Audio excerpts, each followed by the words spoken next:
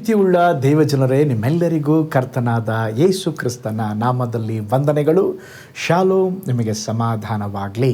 ಈ ದಿನ ದೇವರ ವಾಕ್ಯದ ಧ್ಯಾನಕ್ಕಾಗಿರುವಂಥ ವಿಷಯ, ವಾಡಿಕೆಯಂತೆ ದೇವರ ಬಳಿಗೆ ಬನ್ನಿರಿ. ಅದಕ್ಕೆ ಆಧಾರ ವಾಕ್ಯ ಲೂಕನ ಬರೆದ ಸುವಾರ್ತೆ 4ನೇ ಅಧ್ಯಾಯ 16ನೇ ವಚನ. ಹೀಗಿರಲಾಗಿ ಆತನು ತಾನು ಬೆಳೆದ ನಜರೇತಿಗೆ ಬಂದು ತನ್ನ ವಾಡಿಕೆಯ ಪ್ರಕಾರ ಸಬ್ಬತ್ ದಿನದಲ್ಲಿ ಸಭಾಮಂದಿರಕ್ಕೆ ಹೋಗಿ ಓದುವುದಕ್ಕಾಗಿ ಎದ್ದು ನಿಂತನು.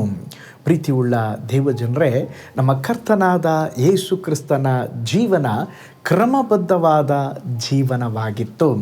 ಯೇಸು ಕ್ರಿಸ್ತನು ಯಾವಾಗಲೂ ತಂದೆಯಾದ ದೇವರ ಸಂಗಡ ತಮ್ಮ ಸಮಯವನ್ನು ಕಳೆಯುತ್ತಿದ್ದರು. ಪ್ರಾರ್ಥನೆ ಅವರಿಗೆ ಕೇವಲ ಕಷ್ಟದ ಸಮಯದಲ್ಲಿ ಮಾಡುವ ಕೆಲಸವಾಗಿರಲಿಲ್ಲ, ಅದು ಅವರ ದಿನನಿತ್ಯದ ಜೀವನವಾಗಿತ್ತು. ಲೂಕನ ಬರೆದ ಸುವಾರ್ತೆ 22:39 ವಚನ ಹೇಳುತ್ತದೆ, ಆತನು ಪದ್ಧತಿಯ ಪ್ರಕಾರ ಎಣ್ಣೆ ಮರಗಳ ಗುಡ್ಡಕ್ಕೆ ಹೋದನು. ಅಂದರೆ ಯೇಸು ಸ್ವಾಮಿಯವರು ವಾಡಿಕೆಯಂತೆ ಪ್ರಾರ್ಥಿಸುತ್ತಾ ಇದ್ದರು, ವಾಡಿಕೆಯಂತೆ ದೇವಾಲಯಕ್ಕೆ ಹೋಗುತ್ತಿದ್ದರು, ವಾಡಿಕೆಯಂತೆ ದೇವರ ವಾಕ್ಯವನ್ನು ಓದುತ್ತಿದ್ದರು.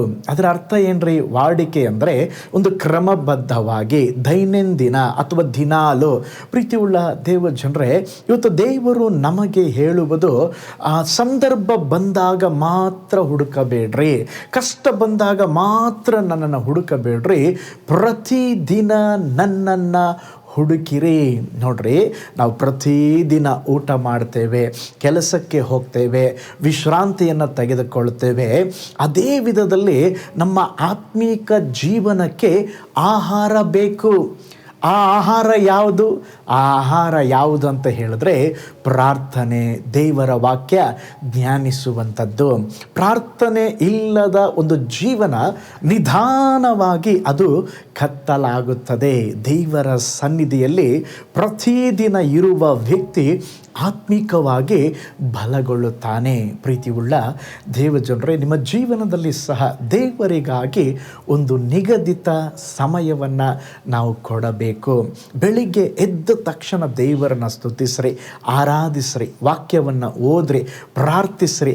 ನೀವು ವಾಡಿಕೆಯಂತೆ ದೇವರನ್ನು ಹುಡುಕಲಿಕ್ಕೆ ಆರಂಭಿಸಿದಾಗ ನಿಮ್ಮ ಮನೆಯಲ್ಲಿ ಸಮಾಧಾನ ಇರುತ್ತದೆ. ನಿಮ್ಮ ಆತ್ಮೀಕ ಜೀವಿತದಲ್ಲಿ ನೀವು ಬೆಳೆಯುತ್ತೀರಾ.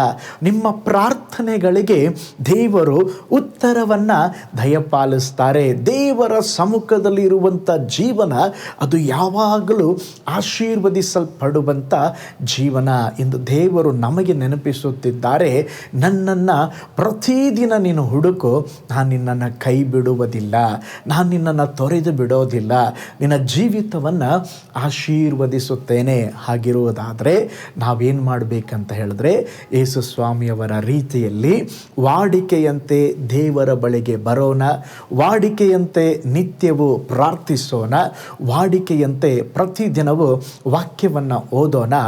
ಆಗ ನಮ್ಮ ಜೀವಿತ ಆಶೀರ್ವಾದದ ಜೀವನವಾಗಿರುತ್ತದೆ. ಇವತ್ತು ನಮ್ಮನ್ನು ಸಂಪೂರ್ಣವಾಗಿ ದೇವರ ಕರಗಳಲ್ಲಿ ಒಪ್ಪಿಸಿಕೊಟ್ಟು, ಇನ್ನು ಮುಂದೆ ನಾನು ವಾಡಿಕೆಯಂತೆ, ವಾರಕ್ಕೊಂದು ಸಾರಿ ಅಲ್ಲ, ನೆನಪಿಗೆ ಬಂದಾಗ ಅಲ್ಲ, ಯೇಸು ಸ್ವಾಮಿಯವರು ವಾಡಿಕೆಯಂತೆ ಹೇಗೆಲ್ಲ ಕಾರ್ಯಗಳನ್ನು ಕ್ರಮಬದ್ಧವಾಗಿ ಆತ್ಮಿಕ ಕಾರ್ಯಗಳನ್ನು ಮಾಡುತ್ತಿದ್ದರೋ ನಾನು ಸಹ ಮಾಡುತ್ತೇನೆಂಬುದಾಗಿ ನಮ್ಮ ಜೀವಿತವನ್ನು ಒಪ್ಪಿಸಿಕೊಡೋಣ.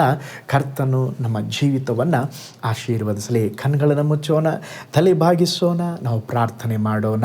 ಪರಲೋಕದಲ್ಲಿ ವಾಸ ಮಾಡುವ ನಮ್ಮ ತಂದೆಯಾದ ದೇವರೇ, ಈ ದಿನ ನಮ್ಮ ಜೊತೆಯಲ್ಲಿ ನೀವು ಮಾತನಾಡಿದ್ದೀರಾ. ವಾಡಿಕೆಯಂತೆ, ಹೌದು ಸ್ವಾಮಿ, ನಮ್ಮ ಜೀವಿತದಲ್ಲಿ ಈ ಲೋಕದ ಪ್ರಕಾರ ಹುಡುಕುವ ಅನೇಕ ಕಾರ್ಯಗಳಿಗೆ ದೇವರೇ ವಾಡಿಕೆ ರೀತಿಯಲ್ಲಿ ನಾವು ಮಾಡುತ್ತಿದ್ದೇವೆ. ಆತ್ಮೀಕ ವಿಷಯ ಬರುವಾಗ ಅದರಲ್ಲಿ ದೇವರೇ ನಮಗೆ ಒಂದು ಕ್ರಮಬದ್ಧವಾದ ಜೀವಿತ ಇಲ್ಲ. ನಮ್ಮನ್ನು ಕ್ಷಮಿಸ್ರಿ, ನಮ್ಮನ್ನು ಸರಿಪಡಿಸ್ರಿ. ಕರ್ತನೆ, ನಾವು ಪ್ರತಿದಿನಾಲೂ ನಿಮ್ಮನ್ನು ಹುಡುಕಬೇಕು, ಪ್ರತಿ ದಿವಸ ಪ್ರಾರ್ಥಿಸಬೇಕು, ನಿಮ್ಮ ವಚನಗಳನ್ನು ನಾವು ಧ್ಯಾನಿಸಬೇಕು. ದೇವರೇ, ವಾಡಿಕೆಯಂತೆ ನೀವು ಹೇಗೆ ಲೋಕದಲ್ಲಿ ನಮಗೆ ಮಾದರಿಯನ್ನು ತೋರಿಸಿದ್ದೀರೋ ಹಾಗೆಯೇ ನಾವು ಸಹ ಜೀವಿಸಲಿಕ್ಕೆ ನಮಗೆ ಕೃಪೆ ಕೃಪೆಯನ್ನು ಅನುಗ್ರಹಿಸಿರಿ ಕರ್ತನೆ. ಈ ವಾಕ್ಯ ಭಾಗಗಳನ್ನು ನೋಡುತ್ತಿರುವ, ವೀಕ್ಷಿಸುತ್ತಿರುವ ಪ್ರತಿಯೊಬ್ಬರನ್ನು ಆಶೀರ್ವಾದ ಮಾಡಿರಿ, ನಿಮ್ಮ ಕೃಪೆಯಿಂದ ತುಂಬಿಸ್ರಿ, ಅದ್ಭುತವನ್ನು ಮಾಡಿರಿ. ನಮ್ಮ ಪ್ರಾರ್ಥನೆ ಕೇಳಿದ ಪ್ರೀತಿಗಾಗಿ ಸ್ತೋತ್ರ, ಯೇಸುವಿನ ಹೆಸರಿನಲ್ಲಿ ತಂದೆಯೇ, ಆಮೇನ್. Praise the lord. ಕರ್ತನು ನಿಮ್ಮನ್ನು ಆಶೀರ್ವಾದ ಮಾಡಲಿ. ಈ ದಿನ ದೇವರ ವಚನವನ್ನು ನಾವು ಧ್ಯಾನಿಸಿದ ಹಾಗೆ ವಾಡಿಕೆಯಂತೆ ನಾವು ಕರ್ತನನ್ನು ಹುಡುಕುವವರಾಗಿರೋಣ. ದೇವರು ನಿಮ್ಮ ಜೀವಿತದಲ್ಲಿ ಒಂದು ದೊಡ್ಡ ಕಾರ್ಯಗಳನ್ನು ಮಾಡಲಿಕ್ಕಿದ್ದಾರೆ. God bless you.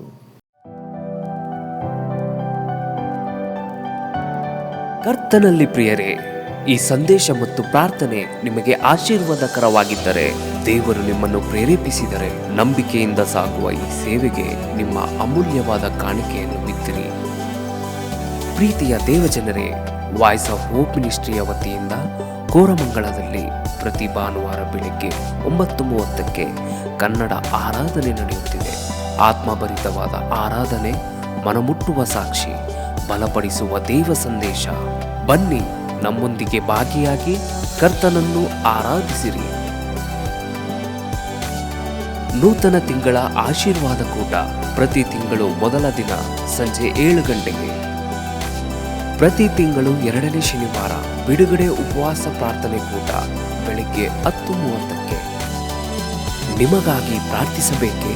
ನಿಮಗೆ ಯಾವುದಾದರೂ ಪ್ರಾರ್ಥನೆ ಮನವಿಗಳು ಇರುವುದಾದರೆ ಕೆಳಗಿನ ನಂಬರಿಗೆ ಕರೆ ಮಾಡಿ ಅಥವಾ ವಾಟ್ಸಪ್ ಮಾಡಿ. ಈ ಆತ್ಮಿಕ ಸಂದೇಶಗಳು ನಿಮಗೆ ಆಶೀರ್ವಾದಕರವಾಗಿದ್ದರೆ ಲೈಕ್ ಮಾಡಿರಿ. ಇಂಥ ಅದ್ಭುತ ಸಂದೇಶ ಪ್ರತಿದಿನ ನೋಡಲು ಬಯಸುವುದಾದರೆ ಸಬ್ಸ್ಕ್ರೈಬ್ ಮಾಡಿ ಹಾಗೂ ಇತರರೊಂದಿಗೆ ಶೇರ್ ಮಾಡಿರಿ. ಕರ್ತನು ನಿಮ್ಮನ್ನು, ನಿಮ್ಮ ಕುಟುಂಬವನ್ನು ಆಶೀರ್ವದಿಸಲಿ.